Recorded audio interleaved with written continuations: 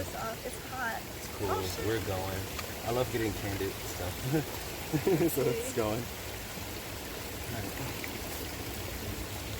We could both take our shirts off. Yeah, let's be Should nature. we do that? Let's do it. I mean, or should we? And it's nude hiking day. And today nude hiking day? It's nude hikers day. All right. It's pretty cool. I can see myself without glasses on. You can wear your glasses if you don't want to look like you're not. If I'm squinting. Yeah, you don't want to. Yeah, or just. I think it's cool. Yeah, it's beautiful. Thank you. Thank you.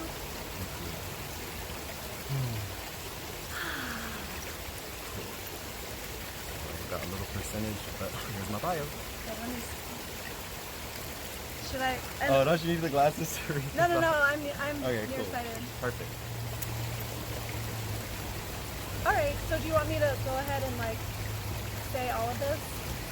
Yeah. Okay. And then when I'm talking about like how people can get in touch with you through Instagram. Yeah. Yep. That's the primary way. Yeah. Okay. It is. Cool. But also, that's my YouTube. It's the same name. My YouTube and my Instagram. Yeah. And so those be the primary. Jordan Devontae Hunter. Nuad Boran. Yeah, so that's Nuad Boran. That's Nuad the Boran. Thai name for ancient massage. Is what it translates to. So Okay. that's the Thai name for Thai massage. Okay. Sounds good. Fun. Actually, Oh, it's on. Yep, it's gone. Perfect. Okay. Sounds good. Hi, everybody. It's Debra, and we're back for another episode of Luminescence, and I'm here with the amazing Jordan of Frugivore. That's me. Hi, Jordan. Hey, Dad. And we're here on we're filming this on summer solstice, which is also International Yoga Day. Yoga Day. Yeah. And it's also National Nude Hikers Day. Hey. So yeah. So cool. So I'm gonna introduce. So hopefully you know like nude hikers come through the video, because then you have to like edit them out for YouTube. Okay, so here's the official introduction for Jordan. Jordan Devontae Hunter is a multifaceted holistic healer. He is board certified in Thai yoga massage, and he's a 200-hour certified yoga instructor. Yogi Jordan graduated from Morehouse College here in the ATL with a Bachelor of Arts in Business Marketing, very smart, in 2016. He was quite active on campus as trumpet section leader of the marching band and jazz ensembles. He also served as vice president of the music fraternity on campus, and shortly after graduating and beginning his professional career in business-to-business sales, Jordan began his yoga practice at Paper Plane Yoga in College Park. He completed his yoga teacher training at Core Power Yoga a year later, with an emphasis on hot power vinyasa style. As a yoga instructor, Jordan has worked in many professional and community settings. In the past, he's taught regular weekly yoga classes for the City Club in Buckhead and 7 Yoga Kirkwood. He's partnered with various local organizations and institutions leading yoga and meditation workshops at Spelman, Morehouse, and Georgia Tech. And he also seasonally offers free community-based yoga and acro-yoga fruit luck gatherings, which I have not gotten to attend, which I hope to attend, at local Atlanta parks. So, 3.5-year vegan nutrition and lifestyle coach. He has expertise in nutrition with past experience hosting group fruit fasts and vegan cleanses totaling over 100 participants. Jordan of Frugivore studied Nuad Boran, ancient massage of Thailand at ITM Massage School in Chiang Mai, Thailand. Ooh, love that place. He has since traveled the world and provided massage services for Mayan Heart Festival, as well as Cosmic Convergence festivals in Guatemala. He's a singer, dancer, musician, raw vegan chef, indigenous plant medicine shaman, and creates and teaches workshops and healing seminars all around the world. For more information about his healing work and sessions, please visit Instagram.com/Jordan the Frugivore. Yay! Thanks for reading my intro. You're so welcome. I'm so glad you have like an official intro. Like it's awesome and it's beautiful. Thank you. I figured it was a good way for them to get to know me, but also it could maybe inspire some questions, things that you want to talk about today. Okay, sounds amazing. Well, I want to share like my personal story of meeting you. I think it's cool. Yeah, it was such an awesome day. It was like a couple or few months ago, and I was in Atlanta, and I happened to stop by this amazing place called Vegan Dream Donuts in the West End, which is like a vegan and gluten-free donut shop, Black owned. Yes, donuts. Like healthy agave nectar, sweetened, like rasta. It doesn't get healthier in terms of like a comfort food. Yeah, vegan donuts. So anyway, it's like a scene. I feel like there's certain places here in Atlanta that are kind of like vortexes, and that would be one of them. It surely was that day, I would say. And you had just like walked like straight off like the Greyhound or something. I literally had just come from, I believe, Greyhound station, straight off the MARTA, and you had just come from like. I've come from Florida, but pretty much a few days before I come straight from Guatemala. Yeah. It was like very, very magical. Yeah, it was like my first day back in Atlanta this year, like in 2019. So after living in Atlanta for about 8 years, and that's my first time being like away from home for that long period of time. And just coming back, just first place I had to come in this city, period, was Vegan Dream Donuts. So it's like a late night scene. Yeah, so you're walking over there, and I recognized you from Instagram because I think I had just like started following you on Instagram. Yeah. And I saw that you like led Acro Fruit Lux in Atlanta, and I'm kind of reacquainting myself with Atlanta. I'm like, oh, cool, like that seems like a cool scene. So yeah, we met, we started talking, and then all these people that we knew started showing up, and soon it was like a whole circle of us, and we're all standing outside at midnight outside of Vegan Dream Donuts. And absolutely. It was beautiful. It was amazing. And I was personally like really inspired by getting to know you and hearing about your lifestyle traveling. Yes. So because you're like meeting me like in it, you know. I hadn't like accomplished anything. I'm like living perpetually, and I met you in this transformative time in my life. So. And I had just had friends that were at like Envision, because you had just gone to Envision. Exactly, I had just gotten back from Envision weeks before. And then you were in Guatemala, so it was like this whole West Coast, East Coast, international connection. Exactly. So, and I just knew you had to be on Luminescence here, and so. And even for you, like it was crazy because I mean you were like, this is Atlanta. It's like midnight. I'm coming off Greyhound. What are the odds of me running into this person who knows all the same people?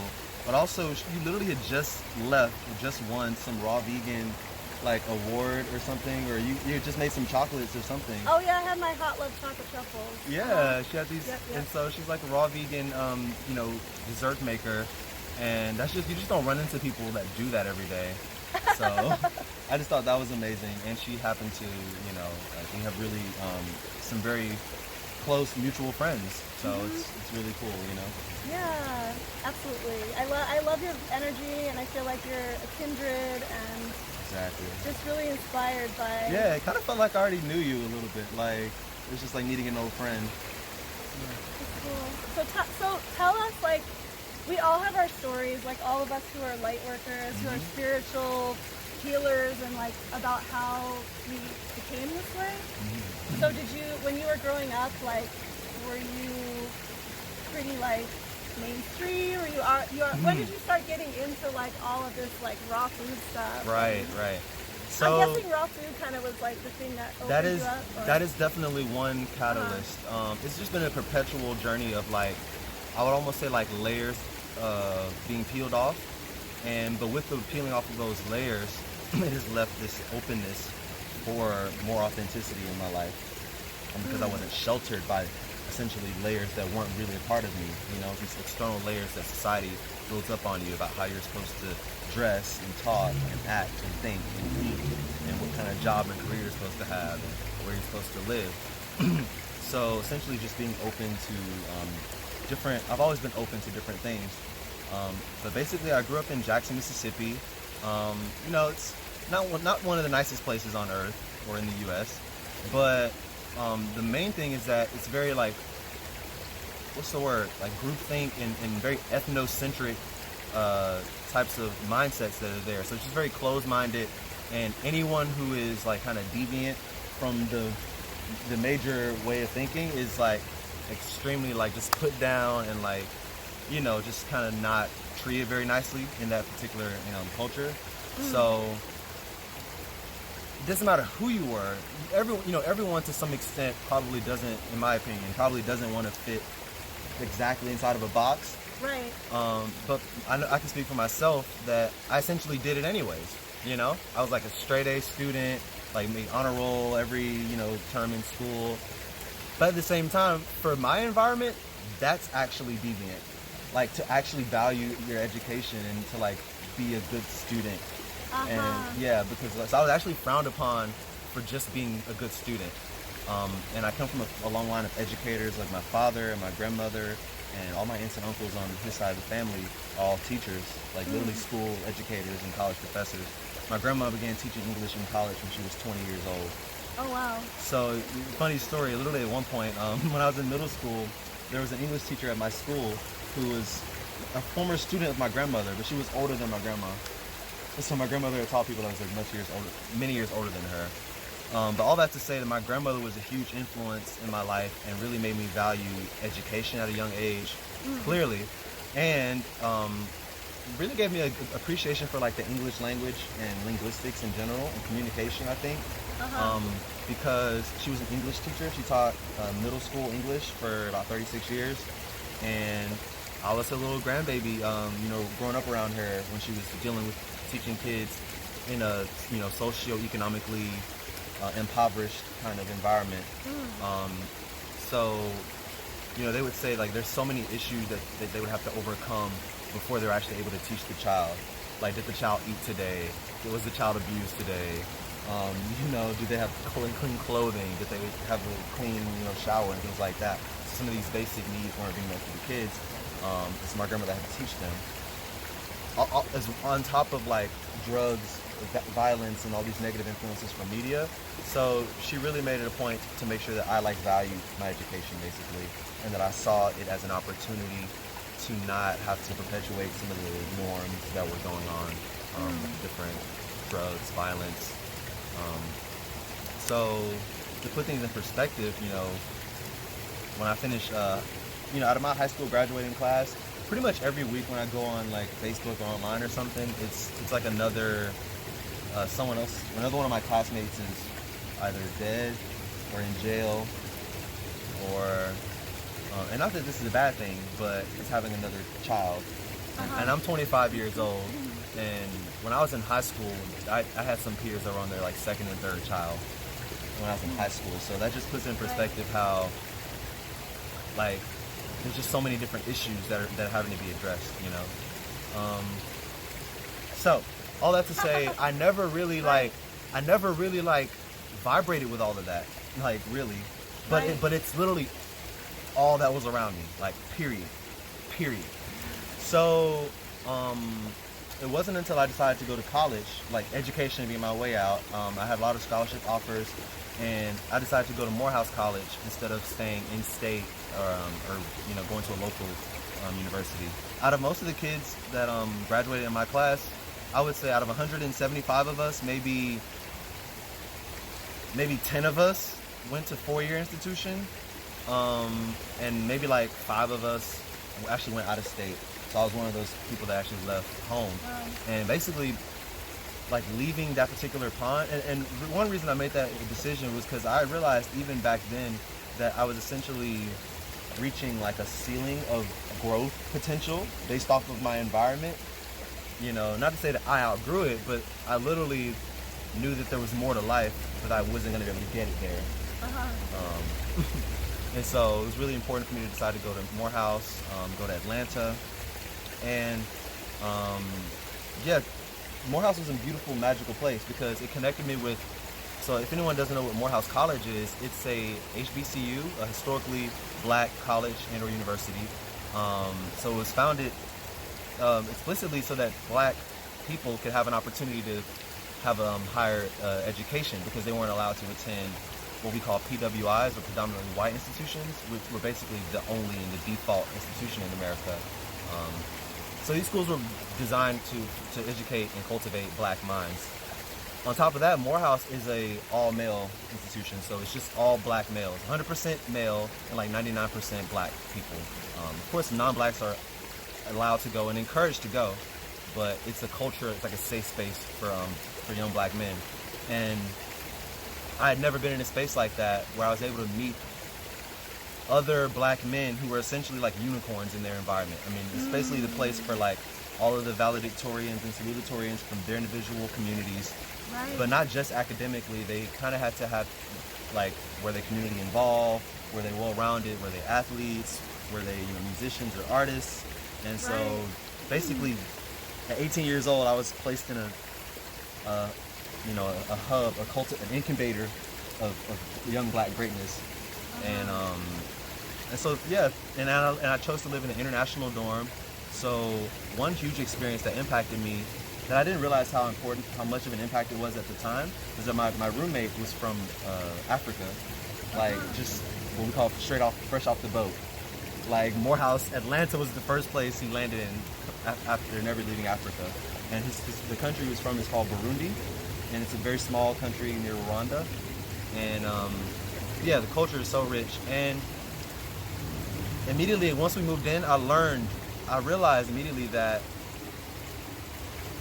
like, I have to interrupt you. Yeah, Can I interrupt you for a second? of course. I did, when I was in high school, I did Model UN. Yeah. And my country was Burundi. So Oh I'm my just God. smiling hearing you say that. That's why I'm like sitting over here just Synchronicity. like smirking. Yeah.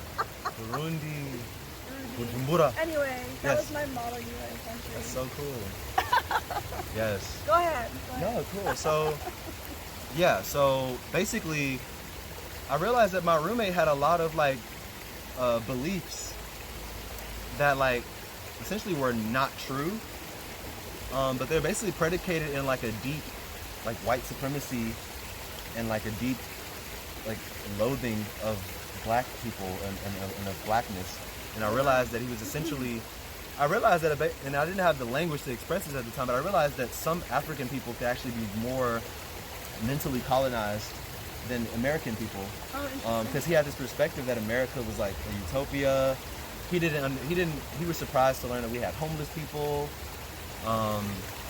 He'd even said, that like light-skinned people or white people were inherently like more beautiful than black people. Like he would just say these, and he's a black man, and he would like say these things to my face, and it was just like, it just blew my mind, because I came from, essentially a place where black people didn't love themselves, but in Morehouse, it's like a place where that's actually being encouraged.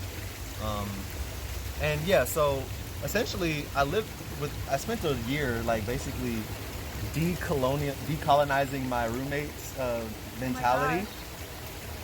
And I pretty much kind of like taught him, and so, yeah, and I didn't even realize what that was. Oh my God. But that also was like essentially my first experience traveling. Because even though I didn't go anywhere, like I lived with an immigrant, with a non-American for a year. I mean, even the small things like, it was weird. Like he would wash his feet in the sink every morning, and we just thought that was so weird. Like we would tell him not to do that because not everyone was okay with that. But it's just a normal thing that like some Muslim cultures do or some African cultures do. Interesting. Yeah, just a lot of different, like, so the culture exchange and all that was beautiful. He exposed me, and living in that international dorm exposed me to more international styles of music. I gained a deeper love for Bob Marley. It was interesting actually, like English was my first language, but he knew more Bob Marley lyrics than I did, and I thought that was so interesting. Coming from an African country, and I guess what is American to them, And yeah, it was just such a beautiful, rich experience. But to go back to your question, she asked me one question. And I went on a tangent. It's okay. Everything's in divine order. It really is. So one of the main catalysts, you know, for my transformation was outside of coming to Atlanta. It was going vegan. Did you Yeah. go vegan when you were at Morehouse? Or? I did actually. I went wow. vegan during my senior year at Morehouse.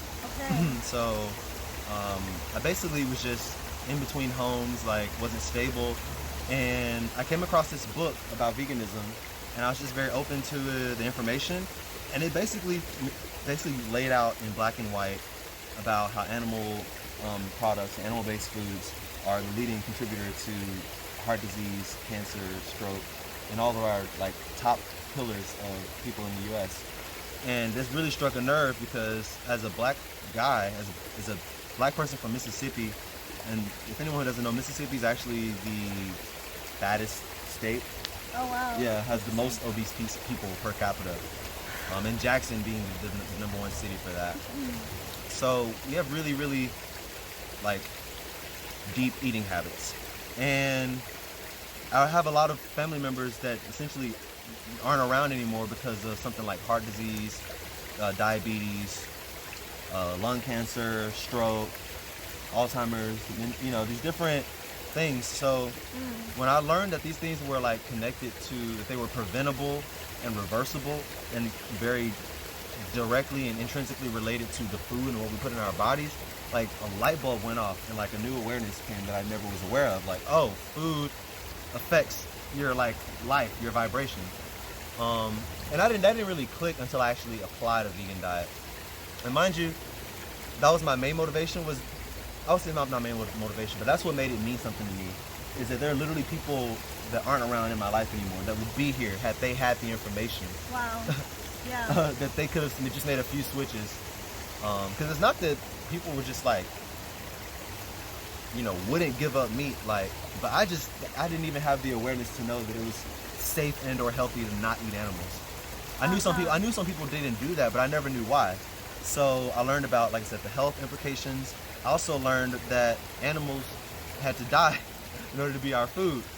But if eating them is linked to our disease and our suffering, then I realized that killing them for food was totally unnecessary. It was just something we did for pleasure, tradition, taste, habit, convenience. But none of these are actually justifications for like harming another being, like an innocent being that isn't like attacking you, isn't threatening your life. And also, we're not like surviving. We're not like struggling for food. Like there's a lot of things to eat, you know, other than dead animals. And that leads to the whole unsustainability aspect of you know, raising and eating animals for food. It just takes more time, resources, and energy in life to raise animals and beings up to be fully grown and then to kill them, just to eat them for like minimal energy conversion. Yeah. So all that information like culminated, but that was all very new to me. It's not like I'm just believing it because it's in a book. It's one book telling me something that is telling me the opposite of everything that every major expert and loved one that I ever known has told me. So I decided to go to the internet and I googled why to go vegan, and a video came up called 101 Reasons to Go Vegan. And so it was mostly just a bunch of information and pretty much a person like talking us through some of the things I just mentioned: animal agriculture, the health, the environmental impacts, how that affects everything, why it is that you eat meat, you know, and just talking to people. And then maybe like a 2 to 3 minute clip of like actual footage of what goes on inside animal slaughterhouses. And yeah, it didn't take much for me to, after about a day or two of watching that video and Gary Yourofsky's the most important speech you'll ever hear, I basically was like, oh, okay, yeah, so animals are not food. I don't see animals as food anymore, and I don't really have any reasons to continue to eat them. And basically New Year's happened, and I decided on New Year's I was just gonna like I want to say that I haven't eaten animals since last year. So right. yeah, it was just like, cool, now I can say that because I'm vegan, you know. And right then and there I just made a decision to like, I no longer wanted to be a part of animal abuse, exploitation. And not only did I not want to be part of the abuse, But even if the animal was already abused and dead and paid for and all of that, I still didn't want that energy in my body because of actual health reasons and self-love reasons. So it really all boils down to self-love, and that's really, I think, what I was practicing, more self-awareness and self-love when veganism, when I manifested that knowledge into my life through different teachers, you know, but I was open to it. Thank you. That's so amazing. I also went vegan my senior year of college too, so synchronicity. Yeah. Yeah. Oh my gosh. There's so much. There is, yeah. Like, I feel like, I don't know, it's like a whole nother video, but it just like the political nature of food and like who has access to the information and all of this stuff, and even like I said, racial and cultural lines. Keep this. I had to leave Mississippi to come across a book about veganism. Right. Like I had to leave that entire I never even heard the word vegan before I came to Atlanta. But now you're like a rock. So you also like inspire me because, I mean, I'm not 100% raw foodist anymore. I was back in the day for a couple of years. I did it very strict, but like, you're fruitarian, right? So you eat like a ton of fruit. You eat fruit meals, and you're on like a whole different vibration with it than absolutely. Just vegan. Vegan is very different from now. You've kind of taken it into a different level. Because even vegan could mean so many things now. Like there's so many ways to eat something and it not be a dead animal. Like today, you said you ate mostly all day like cherries. Right? Yeah. I had some tea this morning, and I had like 2 pounds of cherries, and I had a vegan donut because they're amazing. Because I mean. But yeah, like those cherries were amazing, and I just feel my best when I eat fruit. And so I've done lots of like periodic fasting or feasting on fruits, where I've eaten only sweet, juicy fruits for like weeks at a time. And I've basically been doing that for the past 2 years. So I've never gone like I've never gone over a couple months of being like fully raw. But I would say that like being on strictly fruits for several weeks, and for basically half of, like all the time, basically like 90% of the past 2 years, I've been eating only fruit. And so what has that done for your, like, I feel like we need like a 2-hour interview. I don't know. I think we could come back for more, like. I'm like, okay, I want to ask you about like. Let's have them ask questions. Let's see, like whatever they like. Like whatever they want to know more about, because maybe we're just touching on a lot of stuff. Oh my God, there's so much. I have like, I don't know. We kind of have like a lot of experience. I have a lot of experiences, and they all are special, and they all like contribute to like the person you're meeting today. Right. And so does everyone. And and people like us, like we have so much to connect on that like 20 minutes on a YouTube just doesn't do it justice, and doesn't do you guys justice. So if you guys want to see more of me, more of this interview, let her know, and like we'll definitely set it up. Yeah, because I want to ask you about what life is like on fruitarian life, and how that has changed your vibration. I want to know about all the places that you've traveled to, like, and how you live this lifestyle. Like, this man is just like, he's like, would you call it nomadic? Nomadic, yeah. Like a nomadic lifestyle.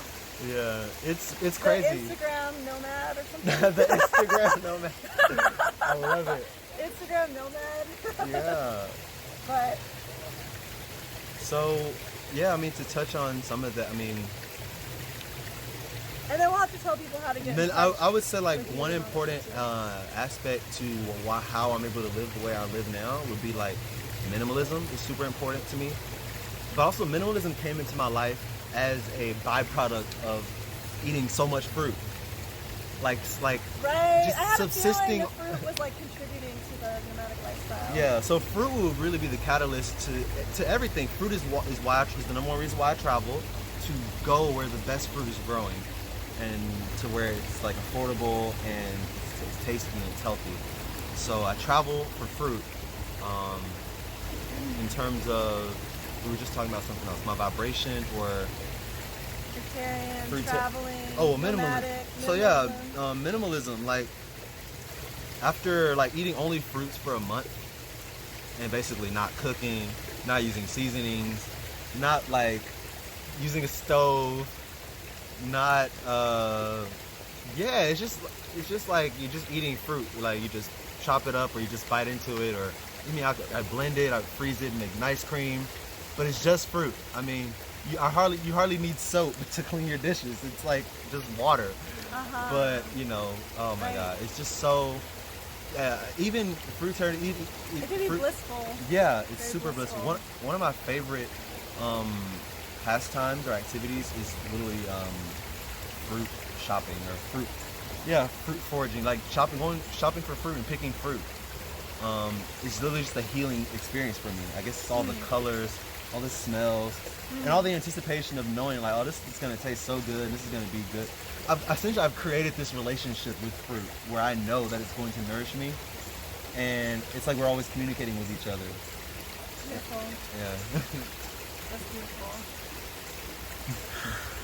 Oh my gosh. Okay, so people want to find out more about you. They go to your Instagram, Jordan the Frugivore, and then you tell us about some of your offerings that people can get in touch with you for. Like, cool. Yeah. So my primary focus nowadays is on Thai yoga massage or Thai yoga therapy, and it is a comprehensive healing modality or integrative healing modality that encompasses like yoga practices from India. So there's yoga postures, and it encompasses the like Chinese medicine system of like acupressure and trigger point and energy line therapy. So what you essentially get is like this kind of meditative experience where I'm rhythmically applying pressure and compression to the body, into the joints and the muscles and the fascia, and you're just breathing and receiving a massage. And it's kind of hard to explain the experience, but the benefits of it is, better sleep, better relief from anxiety and stress, more flexibility. So you're getting the benefits of yoga and becoming more flexible and open and mobile in your body.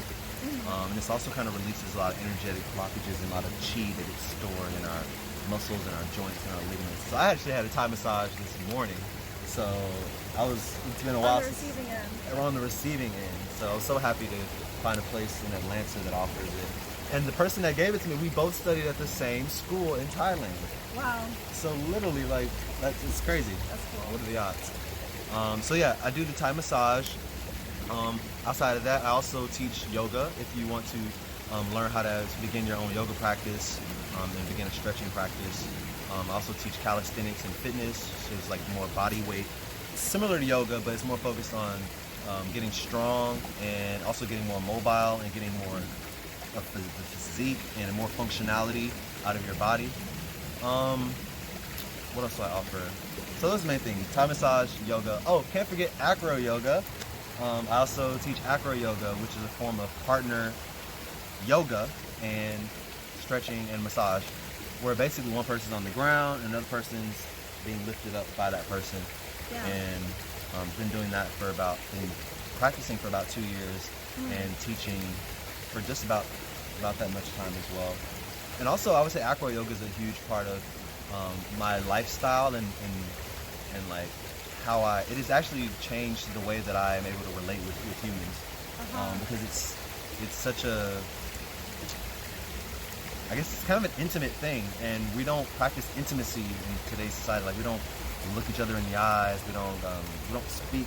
It's very humanizing. Right. Yeah, we just like touch and we talk and we listen. Right. We communicate. Right. And we have you ever done acro yoga before? I have. Yeah. I do acro yoga a little bit. I do contact improv, which is kind of like also. Oh, I love contact. And so I haven't ever been to a session before. Oh. But I have friends that do it, and I've watched some YouTube videos about Atlanta. it. I know. I've got to check it out. Thursdays. Oh, I've got to check it out.